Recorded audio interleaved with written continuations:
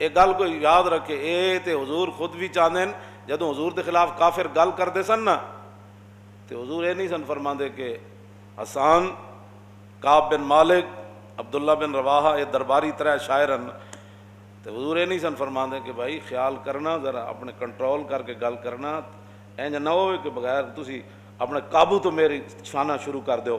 نانا جدوں حضور دے خلاف گل ہوندی تے حضور ممبر بچھواندے تے حضور فرماندے قولوا لہم کما قالوا، فرمایا جس انداز وچ انہاں گل کیتی نا اسی انداز وچ میرے غلاموں انہاں دا منہ بنو۔ اے تے وَإِنَّكَ لَعَلَىٰ خُلُقٍ عظیم کے مالک نے یہ بات فرمائی ہے۔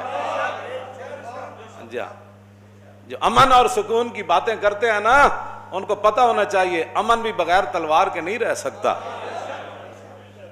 سکون کی باتیں کرتے ہو نا تو پھر بارڈر سے ہٹا دو سارا کچھ، کیونکہ تم تو امن والے ہو۔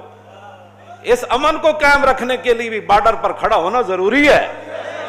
ہاں، لوگوں کو تم دھوکے دیتے ہو کہ امن امن امن کا حق جو ہے نا، وہ حق وہ جناب آ بھی اسی وقت سکتا ہے جب حق کے پاس طاقت ہو، اور حق قائم اور دائم بھی اسی وقت رکھا جا سکتا ہے جب حق کے پاس طاقت ہو۔ طاقت کے بغیر نہ حق آ سکتا ہے نہ حق کھڑا رہ سکتا ہے۔ ہاں جی، ہاں جی، یہ کیا بات ہے، پوری امت کو دھوکہ دیتے ہو۔ لیکن وہ صرف میرے آقا ایسے پکڑ کے نہیں داخل ہوئے مکہ فتح والے دن، ہاں جی ایسے تھا، کیونکہ اللہ کے گھر حضور تشریف لے جا رہے تھے لیکن سارا جنگی سامان موجود تھا۔ ہاں، لیکن ایسے حضور اس لیے کہ وہ آگے اللہ کا گھر تھا۔ حضور آئے اسی انداز سے تھے کہ فرمایا ادھر سے یہ آ جائیں، ادھر سے یہ آ جائیں، ادھر سے میں تشریف لا رہا ہوں۔ ہاں جی، ہاں جی، تلواریں چمکی بھی صحیح لیکن حضور اللہ کا گھر کی عظمت کے لیے حضور ایسے سر جھکا کے تشریف لا رہے ہیں۔ یہ واحد جگہ ہے جہاں حضور سر جھکا کے تشریف لائے کعبے کی عظمت کی وجہ سے۔ فرمایا آج ہم فاتحانہ انداز میں داخل ہو رہے ہیں لیکن ہے اللہ کا گھر۔ صحابہ کہتے ہیں حضور کی جو پیشانی مبارک تھی وہ کجاوے کی جو لکڑی تھی نا، اتنا آپ نے سر جھکایا ہوا تھا کہ وہ لکڑی کے سر آپ کی پیشانی جو چھو رہی تھی۔ اس دن بھی جب حق داخل ہوا نا مکے میں، کیوں جی، وہ باطل کو مٹانے کے لیے داخل ہوا تھا اور بتوں کو توڑنے کے لیے داخل ہوا۔ ہاں، جال حق کو، یہ میرے آقا پڑھ رہے تھے اس دن آیت، جب تم نے حق باطل ہے ہی تمہارے نزدیک کوئی نہیں، بین المذاہب ہمانگی کرو تو پھر قرآن کا کیا کرتے ہو؟ تمہیں تو قرآن سمجھ آ ہی نہیں سکتا۔ میں صرف وہ آیتیں پڑھوں نا جو اللہ رب العالمین نے اپنے حبیب کی اور وہ صحابہ کی باتیں، اور وہ جو مجھے شعر یاد ہیں حضرت حسان سے لے کر سب، تو وہ بھی کئی گھنٹے گزر جائیں۔ روحی الفداء لمن اخلاق شہدت بانہ خیر مولود من البشری۔ حضرت عبداللہ بن رواحہ کو جو ہے حضور خود بار بار کہتے تھے، فرمایا عبداللہ وہ شعر پڑھو بھائی، شعر پڑھو۔ حضور ان کو بہت پسند فرماتے تھے۔ اور جب جنگ موتا کے اندر اس نعت خان کی باری آئی تو گھوڑے سے نیچے آ کر کہنے لگا مرنا نہیں ہے، مر تو ایک دن جانا ہے، آج بہتر ہے آج مر۔ اور میرے آقا و مولا مسجد نبوی شریف میں تشریف فرما تھے اور جنگ موتا کا منظر صحابہ کو بیان فرما رہے تھے۔ اور زید بن حارثہ تو اس لیے جلدی سپہ سالار شہید ہو گئے تھے کہ وہ لاکھوں کی فوج کے بہت دور تک اندر چلے گئے تھے۔ اور یہی وہ زید بن حارثہ ہے کہ جن کو ان کے خاندان لینے کے لیے بھائی آیا، چچا آیا، ہاں جی، اور انہوں نے کیا حضور اینو بھیج دو، سانو مل گیا ہے تو غلام ہے۔ تو فرمایا جی اے جاندا ہے تو میں انہوں نہیں کہ روکدا، انہوں جان دی زید نو اجازت ہے۔ تے اپنے پیو نو تے اپنے برا تے چاچے نو کہنے لگے او جاؤ اپنا کام کرو، مر ہی جاؤں جس در سے جاؤں دو قدم۔ زندہ بھی رہے تو کس شان نال رہے، اور رسول اللہ جدو موتا بھیجا تو پھر کس شان نال دنیا تو گئے۔ حضور نے مسجد نبوی شریف میں بیٹھ کر فرمایا زید بن حارثہ شہید ہو گیا۔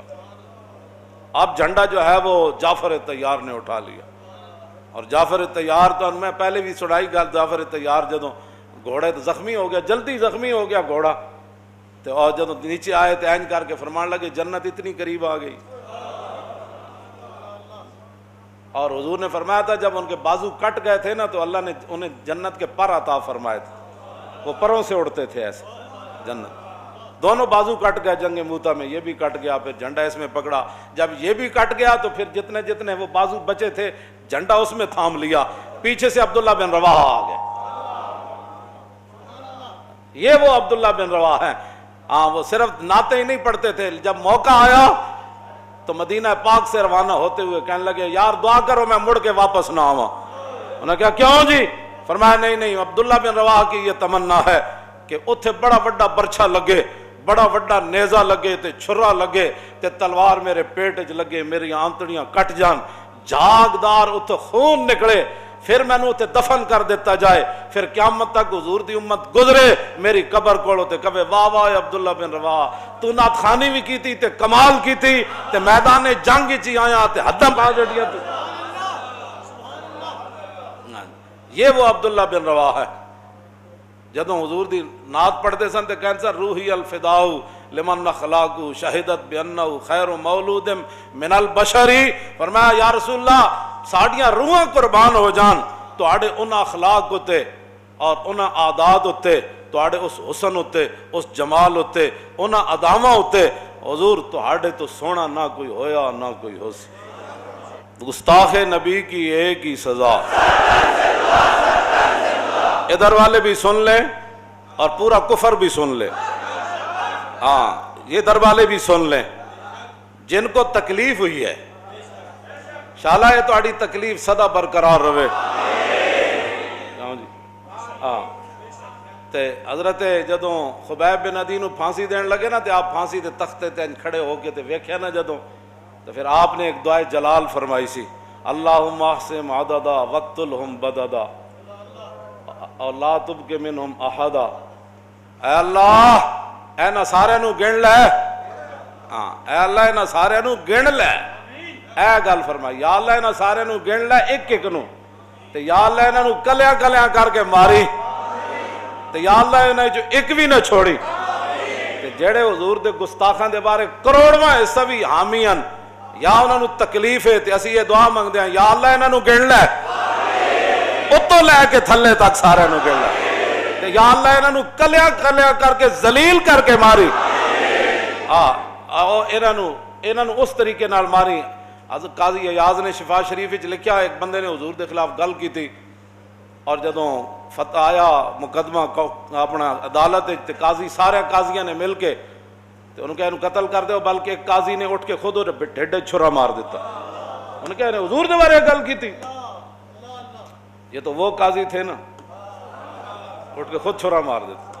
انہوں نے کہا ٹک ٹکی تے بنو پھانسی گھاٹ تے جدوں بنیا نا جی, انہوں جب اینج سیدھا کر کے بنیا نا اینج کر کے قبلے وال منہ سی تے جدوں ٹک ٹکی تے انہوں بدیا تے منہ دا یکدم اینج ہو گیا مشرق وال. تے سارے اتھے جڑے مسلمان کھڑے سن انہوں اللہ اکبر دا نعرہ لایا. انہوں نے کہا جدے نے حضور دے بارے گل کیتی ہے کافر ہو گیا, اور مومن کا چہرہ کعبے سے نہیں ہٹتا, یہ کافر تھا اس لیے اس کا چہرہ کعبے سے ہٹا دیا گیا. پھر جدوں دا خون بہ گیا تو قتل کر دیتا. خون جب بہ گیا نیچے تے کتا دوڑدا ہویا وہ چٹن لگ پیا. پھر سارے قاضیاں تے مولویاں نے اٹھ کے تے مفتیاں نے نعرے تکبیر لایا. انہوں نے کہا ایک ہی ہویا. پوچھا لوگوں نے اے تسی نعرہ پھر کیوں لایا؟ انہوں نے کہا رسول اللہ نے فرمایا کہ مومن دا خون کتا نہیں چٹدا. ہاں جی اے مومن نہیں سی, انہیں حضور دے بارے گل کی تھی, کتا دا خون پی رہا. اس واسطے حضور دے بارے گل کوئی نہیں کوئی کرے گا, حضور دے بارے کوئی کروڑواں حصہ بھی اتھے تے گل اللہ نے فرمایا آواز اچھی ہو جائے تے ایمان چلا جاندہ. ہاں او مسلمان حضور دے بارے گل کرے, کوئی مفتی کرے, کوئی قاضی کرے, کوئی وقت وڈا کرے, کوئی نکا کرے, مسلمان کرے, کافر کرے, ذمی کرے, حربی کرے, کوئی کرے, اشارہ کرے, کنایا کرے, حضور دی صفات وچ گل کرے, حضور نو عیب لائے, کوئی کس قسم دی بات کرے, گستاخ رسول کی ایک ہی سزا. اے بات اے شرعی مسئلہ ہے, ساری کتاباں میرے کو موجود ہیں, اگر کسی نے نہیں سمجھتے ہم اسی دس سکتے ہیں. باقی رہ گیا منوانا, وہ تے اللہ نے فرمایا میرے حبیب تواڈے ذمہ اسی یہ نہیں پایا. کیوں جی؟ اللہ کا باقی نفس کا اللہ یکونوا مومنین, آج تک میں ترجمہ نہیں کیتا. ہاں جی کی اس قوم دے سامنے ترجمہ بندہ. عبداللہ بن رواح دا شعر میں پورا کر دیواں. عمت فضائل کل العباد کما عم البریت ضوء الشمس والقمر. فرمایا حضور نو اللہ نے اتنا حسین بنایا, اتنے اخلاق, حضور نو او عالی مقام عطا فرمائے کہ حضور ساری دنیا اتے انج چھا گئے جویں سورج تے چاند دی روشنی چھا جاندے. او حضور دی شان تے اے وے تساں حضور دے بارے گلاں کرنے ہو، تساں حضور دے بارے گلاں کرنے ہو، اے تے تساں تا 24 گھنٹے تساں حضور دا شکریہ ادا کرو، کدوں تے تساں بندر خنزیر بن چکے ہوندے۔ عطائے عرب جلائے کرب فیوز عجب بغیر طلب، یہ رحمت رب ہے کس کے سبب، بے رب جہاں تمہارے۔ خیمہ افلاک کا استادہ اسی نام سے ہے، اور نبض ہستی تپش آمادہ اسی نام سے ہے۔ زمین و زمان تمہارے لیے، مکین و مکان اور چنین و چنا، بنے دو جہاں اور دہن میں زباں اور بدن میں ہے جاں، ہم آئے یہاں اٹھیں بھی وہاں۔ اتنی بات۔ اگلی بات، درباری شاعر ہے جی، درباری شاعر ہے، اور آخری یہ جو شعر ہے نا، یہ عبداللہ بن رواح جس خاک سے گزرے، اس خاک پر پوری امت قربان، حضور کی شان کیسے بیان کر گئے۔